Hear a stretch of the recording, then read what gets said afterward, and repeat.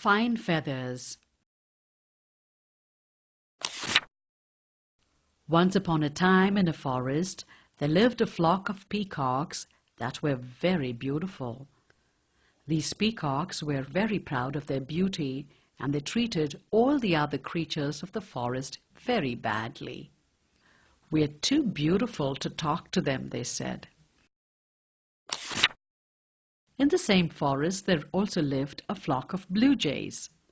These blue jays were simple birds that did not care for anything other than gathering their food and leading a happy life. But among all the blue jays, there was one bird that was very jealous of all the peacocks. He felt that his feathers were too plain and shabby when compared to theirs. "Oh, how I wish I was as beautiful as them," he would tell himself. One day, when he was out gathering some berries in the woods, he saw several peacock feathers strewn about. He looked at the feathers for a while.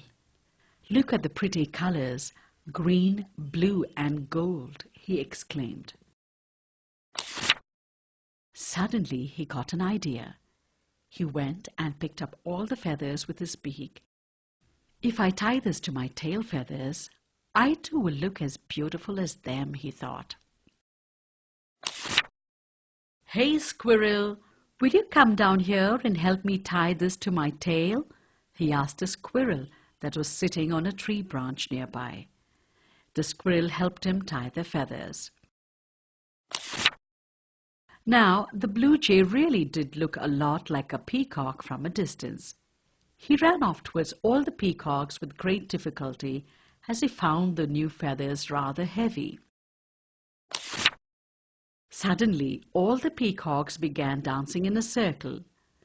The blue jay joined in and danced with them happily.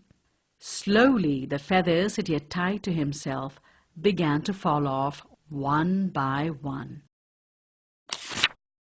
The foolish bird did not notice what had happened, and he went on dancing with great joy.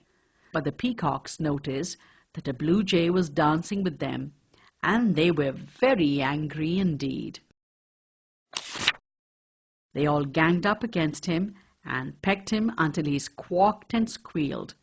He finally managed to run away. "Don't you ever try pretending to be one of us ever again," called out the peacocks after him. When he went back to the other blue jays, they all ignored him. They too were very angry with him for acting so foolishly, and so they refused to talk to him.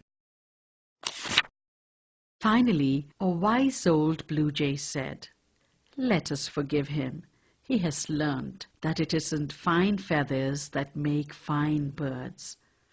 The blue jays felt bad, so they forgave him, but they did make him promise never to be that silly ever again.